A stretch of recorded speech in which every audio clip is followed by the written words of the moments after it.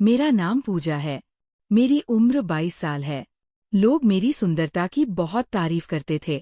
कहते थे कि मैं बहुत सुंदर हूँ। लेकिन सच कहूँ तो मैंने कभी अपने रूप पर घमंड नहीं किया। मेरा स्वभाव बहुत सीधा साधा और सरल था। मुझे घर संभालना, परिवार का ख्याल रखना और अपनों को खुश रखना देखना ही सबसे बड़ी खुशी लगता था।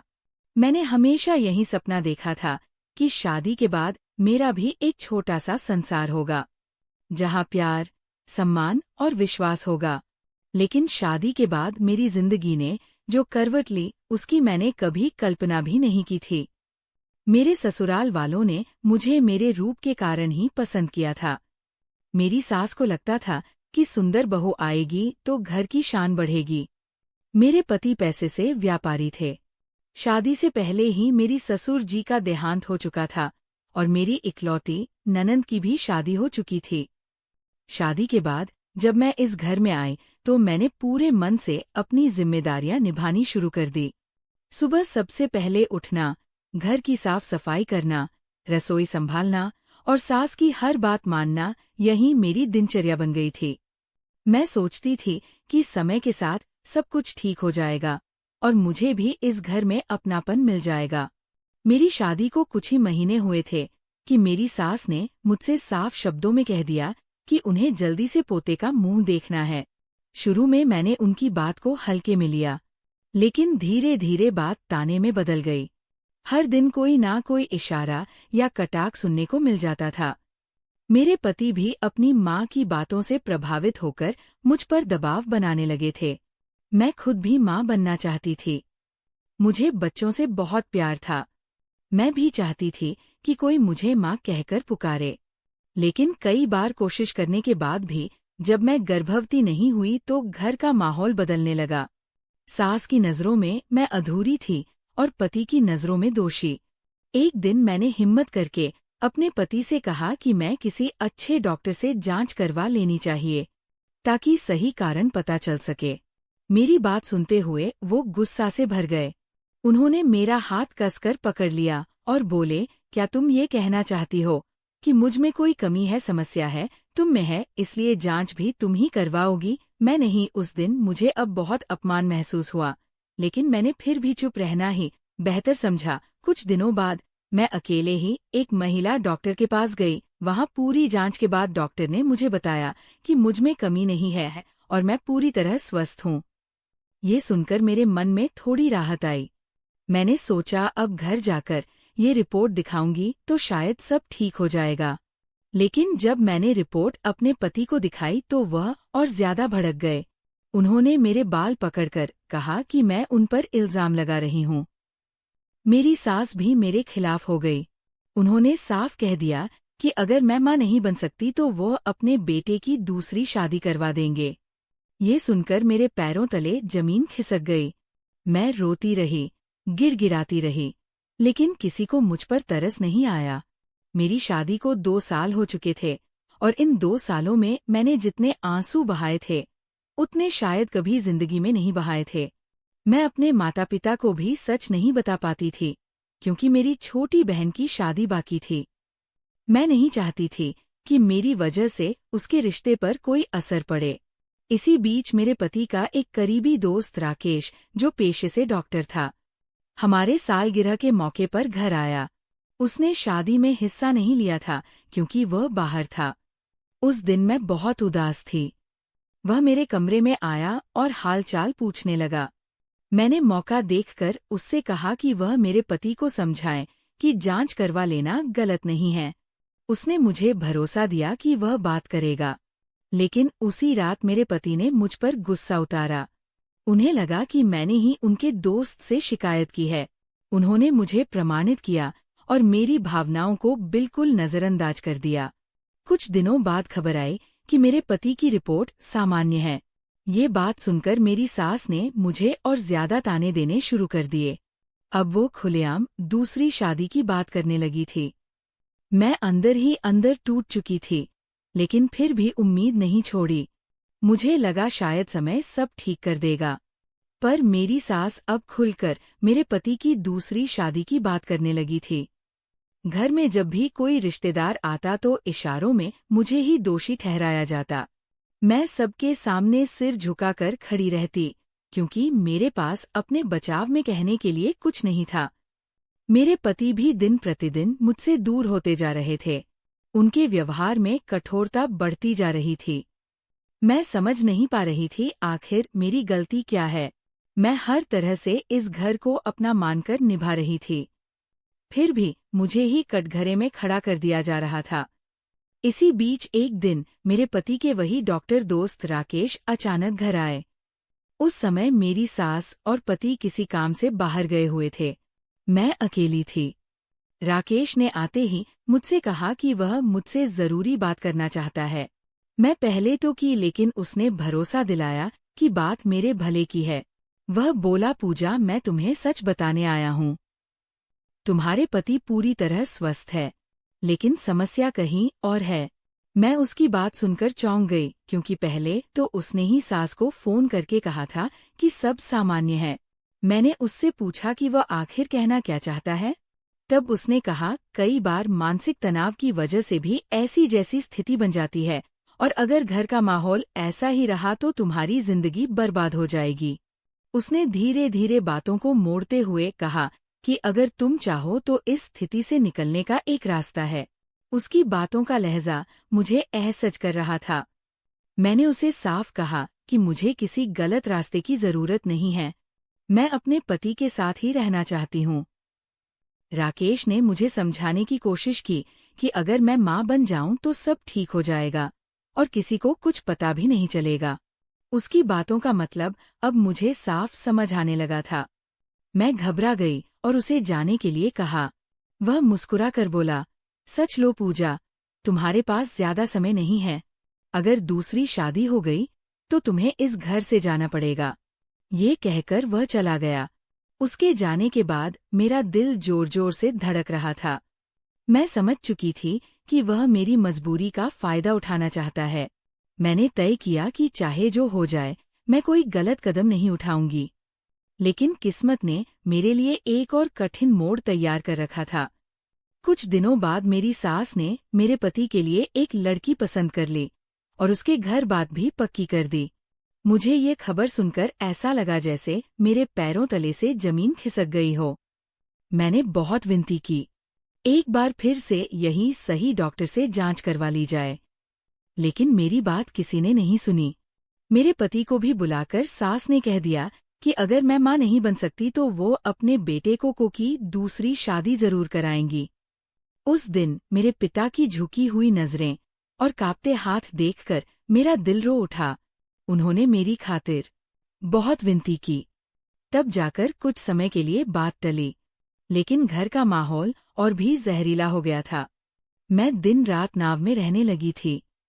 तभी एक दिन जब घर के सभी लोग बाहर गए हुए थे, राकेश फिर से घर आ पहुंचा। उसने कहा, वो आखिरी बार मुझसे बात करने आया है। उसने फिर वही प्रस्ताव दोहराया और कहा कि अगर मैंने उसकी बात मान ली तो सब ठीक हो जाएगा। मैंने उसे सख्ती से मना कर दिया और कहा कि मैं अपने आत्मसम्मान के साथ समझौता नहीं कर सकती। वह नाराज होकर चला गया, लेकिन जाते जाते कह गया कि अगर मैंने उसकी बात नहीं मानी तो वो ऐसा सच बताएगा जिससे मेरा घर टूट जाएगा। उसकी धमकी ने मुझे अंदर तक हिला दिया, लेकिन मैंने तय कर लिया था कि चाहे जो हो, मैं गलत रास्ता नहीं चुनूंगी। मुझे नहीं पता था कि आगे क्या होने वाला है, लेकिन मैं इतना जरूर जानती थी कि अब मुझे डरकर नहीं, बिल्कुल सच का सामना करके ही जीना होगा। राकेश की धमकी ने मुझे भीतर तक हिला दिया था, लेकिन मैंने मन ही मन निश्चय कर लिया था कि अब मैं डरकर कोई निर्णय नहीं लूंगी। मैं जानती थी कि यदि मैं एक बार भी झुक गई तो सारी उम्र अपने आप से नजरें नहीं मिला पाऊंगी।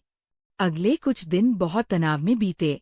घर में दूसरी शादी की तैयारी की चर्चा फिर से होने लगी। मेरी सास अक्सर फोन पर किसी से धीमी आवाज में बात करती और मुझे देखते ही चुप हो जाती। मेरे पति भी मुझसे लगभग बात करना बंद कर चुके थे। मैं अकेले कमरे में बैठकर अपने भाग्य को कोसती रहती, पर भीतर कहीं एक उम्मीद अब भी जिंदा थी कि सच एक दिन जरूर सामने आएगा। इसी बीच एक दोपहर जब घर के सभी लोग बाहर गए हुए थे। राकेश अचानक फिर आ गया। उसके चेहरे पर अजीब सी बेचैनी थी। उसने आते ही दरवाज़ा अंदर से बंद कर लिया और कहा कि आज वह मुझे पूरी सच्चाई बताएगा। मैं घबरा गई और उसे दरवाज़ा खोलने को कहा। वह बोला, पूजा, तुम समझ क्यों नहीं रही हो? तुम्हारा पति मानसिक दबाव में है और वो सच कभी स्वीकार नहीं करेगा। अगर दूसरी शादी हो गई तो एक और लड़की की जिंदगी बर्बाद होगी। तुम ही सब ठीक कर सकती हो। मैंने दृढ़ आवाज में कहा कि मैं किसी भी गलत रास्ते से अपने घर को नहीं बचाना चाहती। तब वो अचानक अपना असली चेहरा दिखाने लगा। उसने कहा कि वह मुझे बहुत पसंद करता है और मुझे पाने के लिए कुछ भी कर सकता है। उसकी आंखों में एक अजीब सा लालच साफ दिखाई दे रहा था। मैं समझ गई कि उसका उद्देश्य मेरी मदद करना नहीं, बल्कि मेरी मजबूरी का फायदा उठाना है। मैंने तुरंत दरवाज़ा खोलने की कोशिश की, लेकिन उसने मेरा हाथ पकड़ लिया और कहा कि मैं इतनी आसानी से नहीं जा सकती। उस पल मुझे अपने आत्मसम्मान और सुरक्षा की चिंता हुई। मैंने पूरी ताकत से उसका हाथ लटका और जोर से चिल्लाई। वो घबरा गया। शायद उसे उम्मीद नहीं थी कि मैं इस तरह विरोध करूंगी। उसने मुझे चुप कराने की कोशिश की, लेकिन मैं किसी तरह खुद को छुड़ाकर बाहर भागी और सीधे पड़ोस में चली गई। वहां जाकर मैंने दरवाज़ा खटखटाया और मदद मांगी।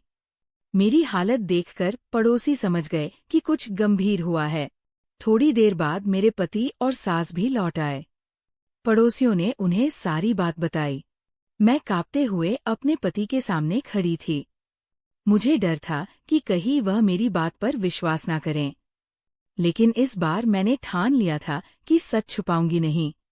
मैंने साफ शब्दों में बताया कि राकेश ने किस तरह मेरी मजबूरी का फायदा उठाने की कोशिश की और मुझे धमकाया। मेरे पति पहले तो स्तब्ध रह गए। फिर उन्होंने राकेश को फोन लगाया, लेकिन वो फोन नहीं उठा रहा था। उसी शाम मैंने अपने मोबाइल में सुरक्षित रखी उसकी कुछ रिकॉर्डिंग भी सुना दी, जो मैंने पहले एहतियात के तौर पर कर ली थी। रिकॉर्डिंग सुनकर मेरे पति के चेहरे का रंग बदल गया। उन्हें एहसास हुआ कि जिस दोस्त पर वो भरोसा करते थे, वही सबसे बड़ा धोखेबाज निकला। उस रात पहली बार मेरे पति ने मुझसे शांत स्वर में बात की। उन्होंने स्वीकार किया कि वह अपनी जिद्द और अहंकार में मेरी भावना नहीं समझ पाए। मैं रो पड़ी, लेकिन इस बार मेरे आंसू बेबसी के नहीं, बल्कि सच्चाई सामने आने के थे। अगले दिन मेरे पति ने एक दूसरे विशेषज्ञ डॉक्टर से मिलकर पूरी जांच करवाई। रिपोर्ट आने तक घर में अजीब सी खामोशी रही। मेरी सास भी अब पहले जैसी कठोर नहीं दिख रही थी। शायद उन्हें भी संदेह होने लगा था कि कहीं उन्होंने जल्दबाजी में फैसला तो नहीं कर लिया। रिपोर्ट आने पर पता चला कि सब कुछ सामान्य है और समस्या केवल तनाव और दबाव की वजह से थी। डॉक्टर ने सलाह दी कि हमें कुछ समय शांति से बिताना चाहिए और एक दूसरे को समझना चाहिए। ये सुनकर मेरे पति ने मेरी तरफ देखा। उनकी आंखों में पछतावा साफ झलक रहा था। उन्होंने मुझसे कहा कि वह किसी के बहकावे में नहीं आएंगे और मेरे साथ मिलकर हर मुश्किल का सामना करेंगे। उस दिन मुझे लगा शायद मेरी सहनशीलता और सच्चाई ने आखिरकार रंग दिखाया है। रिपोर्ट आने के बाद हमारे जीवन में धीरे धीरे बदलाव शुरू हुआ। मेरे पति पहले की तरह कठोर नहीं रहे। उन्होंने मुझसे माफी मांगी और स्वीकार किया कि वह अपनी जिद और समाज के दबाव में आकर मुझे दोष देते रहे। उन्होंने कहा कि उन्हें अपने व्यवहार पर शर्म है, क्योंकि मैंने हर परिस्थिति में उनका साथ नहीं छोड़ा। मेरी आंखों में आंसू आ गए, लेकिन इस बारी आंसू दुख के नहीं, बल्कि रात के थे। मेरी सास भी कुछ शांत हो गई थी। हालांकि उनके मन में पोते की इच्छा भी थी, पर उनके स्वर में पहले जैसी कटुता नहीं रही। मेरे पति ने साफ शब्दों में कह दिया कि वह दूसरी शादी का विचार हमेशा के लिए छोड़ चुके हैं और अब किसी को भी मेरे आत्मसम्मान को ठेस पहुंचाने की अनुमति नहीं देंगे। ये सुनकर मुझे पहली बार लगा इस घर में मेरा भी स्थान है। हमने डॉक्टर की सलाह के अनुसार कुछ समय तनाव से दूर रहने का निर्णय लिया। मेरे पति ने काम पर काम का दबाव कम किया और हम दोनों ने एक दूसरे से खुलकर बात करना शुरू किया। मैंने भी अपने मन का सारा दर्द उन्हें बताया कि किस तरह तान और अपमान ने मुझे भीतर से तोड़ दिया था। उन्होंने धैर्य से मेरी हर बात सुनी और भरोसा दिलाया कि अब ऐसा कभी नहीं होगा। कुछ महीनों बाद जब हमने दोबारा कोशिश की तो भगवान की कृपा से मैं गर्भवती हो गई। जब ये खबर घर में आई तो माहौल पूरी तरह बदल गया। मेरी सास की आंखों में खुशी के आंसू थे। उन्होंने मुझे गले लगा लिया और कहा कि उन्हें अपनी गलती का एहसास है। मेरे पति ने मेरा हाथ थामकर कहा कि ये हमारे धैर्य और विश्वास की जीत है। गर्भावस्था के दौरान उन्होंने मेरा पूरा ध्यान रखा। मेरी सास भी मेरी देखभाल में लगी रही। समय बीतता गया और एक दिन मैंने एक स्वस्थ बेटे को जन्म दिया। बच्चे को गोद में लेते ही मुझे लगा कि मेरी सारी पीड़ा मानो खत्म हो गई। घर में खुशियां लौट आई थी। मेरी सास पोते को देखकर फूली नहीं समा रही थी। मेरे पति का व्यवहार पूरी तरह बदल चुका था। वह मुझे पहले से ज्यादा सम्मान और प्रेम देने लगे थे। पीछे मुड़कर देखती हूँ तो लगता है अगर उस समय मैंने डर या जल्दबाजी में कोई गलत कदम उठा लिया होता तो शायद आज ये सुख नहीं देख पाती। सच्चाई पर टिके रहना आसान नहीं था, लेकिन अंत उसी ने मेरे घर बचाया। मैंने सीखा कि आत्मसम्मान और धैर्य सबसे बड़ी ताकत होते हैं। कठिन समय चाहे कितना भी लंबा क्यों ना हो, यदि इंसान सच्चाई का साथ नहीं छोड़ता तो एक दिन न्याय जरूर मिलता है। आज मैं अपने परिवार के साथ खुश हूँ और यही कामना करती हूँ कि किसी भी स्त्री को वो अपमान और अकेलापन न सहना पड़े जो मैंने सहा था। कहानी यहीं समाप्त होती है। दोस्तों, आपको ये कहानी कैसी लगी कमेंट करके जरूर बताना, और आप हमारे चैनल पर नए हैं तो चैनल को सब्सक्राइब करना ना भूलें। धन्यवाद।